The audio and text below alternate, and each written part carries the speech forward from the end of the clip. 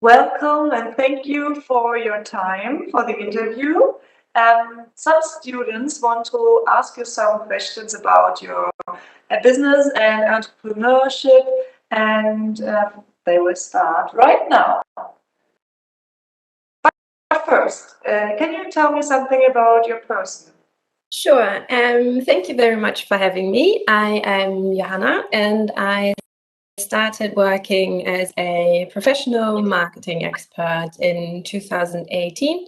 It was only a side job first, but I made it my main job March this year.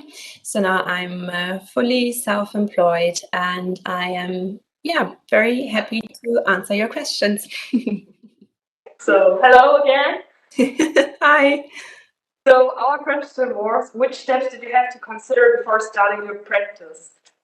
Right. Well, basically, the one step was, or the first step was, when to quit my old job and when to start the new business, and also to make sure that my finances are right. So it was very important to check whether I could support myself. The next step was to see whether I can get funding for my business and what I needed to hand in for that. And close look at taxes and insurance, basically everything that you're used to when you're employed, but that you have to do on your own by yourself once you start your own business. Yeah. And my question was, what is something that you now know that you wish you could tell your younger self before you were starting your startup? Yeah, that's a very good question. I think basically the biggest part is that you never stop working, and that is probably something especially I have to work on, because you never really relax. There's no such thing as going to the office and then leaving the office and start your leisure time. But yeah, your brain always keeps on working, and also that you have to think a few steps ahead. So when you're having a current project that's doing really well and you're happy and settled and everything is fine, you already have to think about the next project. So there's no big break, no gap in between the projects you're working on. Yeah. Okay, thanks. Thank you. You're welcome. Bye. Hi, so ask you, how did you come up with the idea for your business? Yeah, my idea isn't as innovative as like something from a tech startup. I just learned and I was trained to do what I'm doing now. So basically, I just wanted to be more flexible, have a bigger variety at my work. And so I decided to do the thing that I was trained to do, but self-employed. The second question is, what are the differences between a startup in North Korea and in other parts of Germany? I think I can say that the biggest difference would be the atmosphere, the whole startup like area, because I started my own business in Hamburg actually, and it's very common to start your own business, and being self-employed is much more normal than it is in North Friesland. So I think that would be the biggest difference. And when it comes to paperwork and get your fundings, talking to the employment agency, that's basically the same anywhere in Germany. So that's quite nice, actually. You can always count on that. But I think really the atmosphere and being able to start your own business is different here.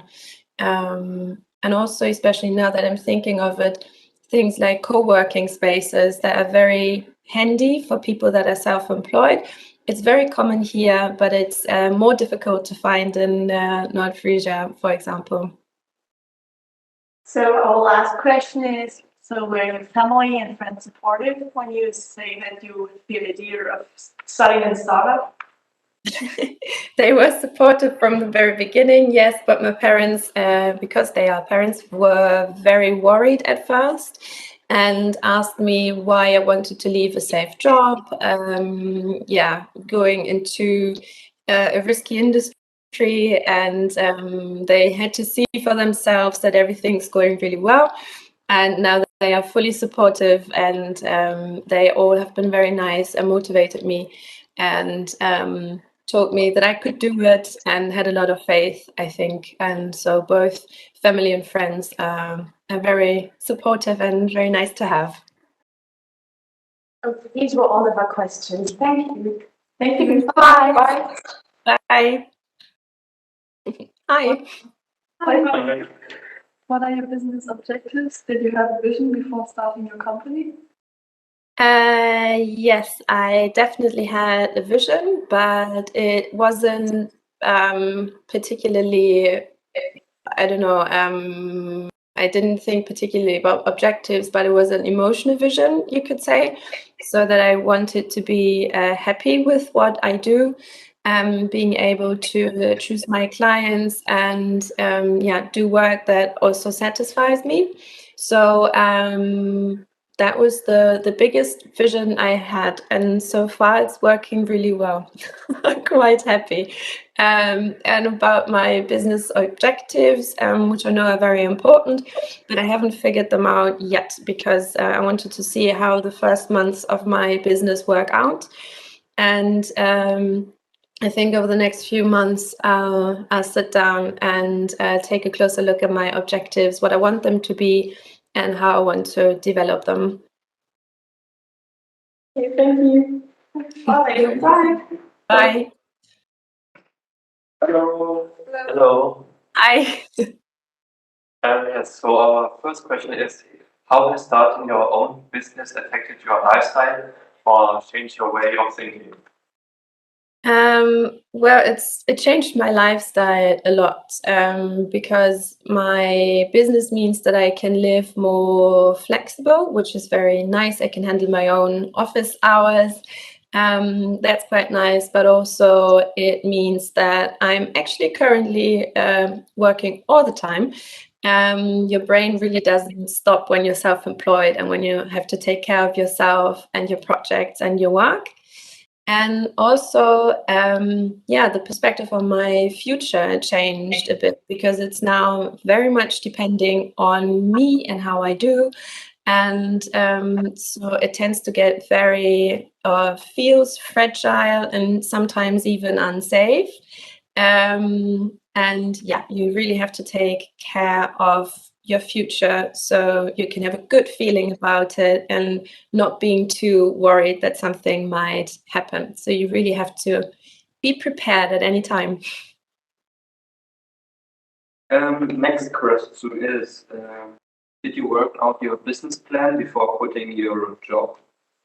Yes, I actually did, because a business plan is something that you need to have to hand in when you get a funding from the employment agency here in Germany. So you need a business plan and a financial plan, and you have to hand that in. They check it, and if they think your idea makes sense, the numbers fit, only then they give you the funding. So it was very important for me to have a business plan, and a good one.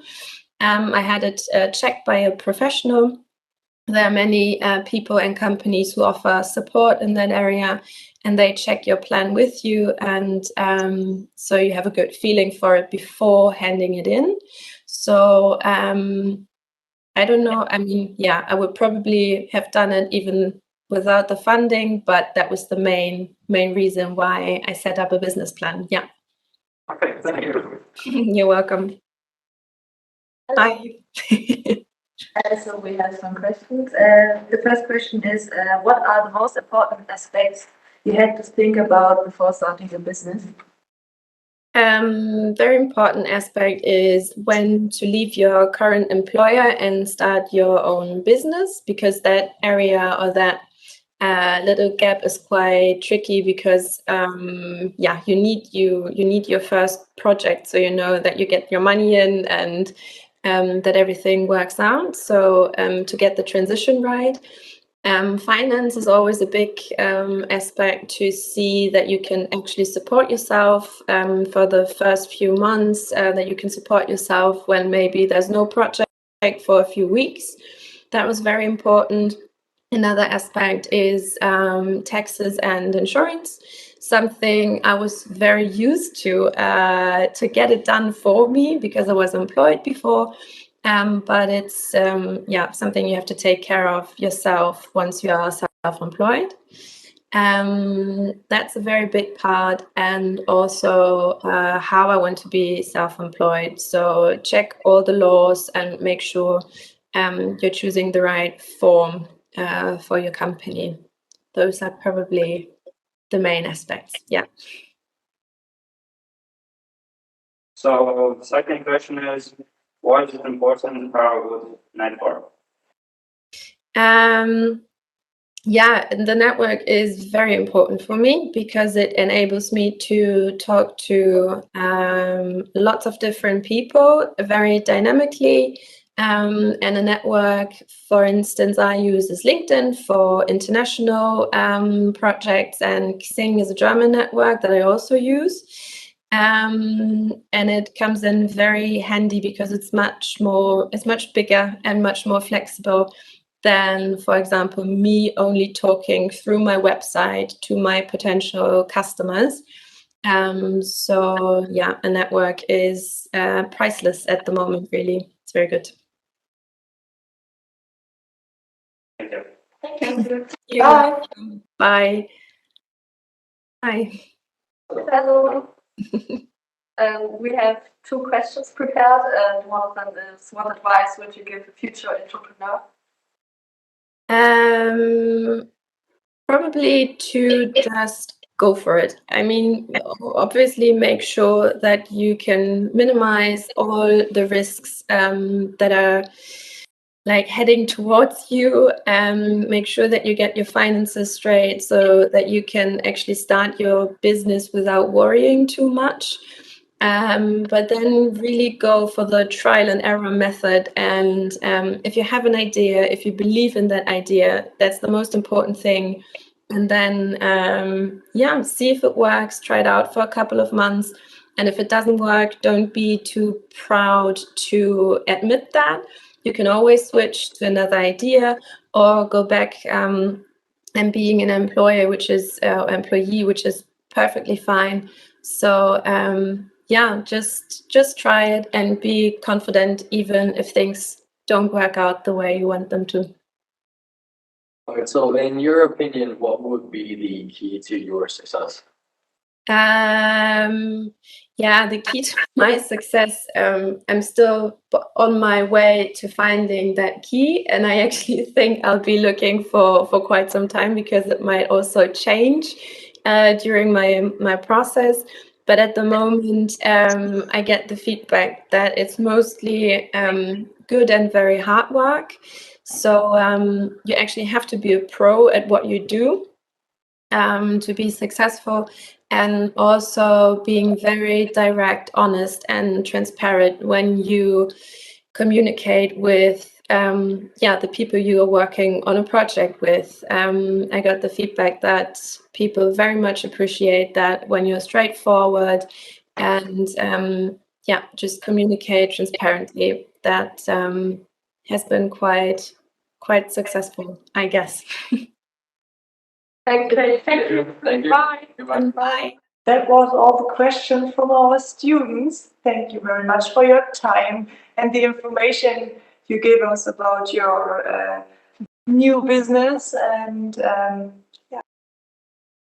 have a nice day, have a nice week, and a lot of luck with your new businesses. Thank you very much.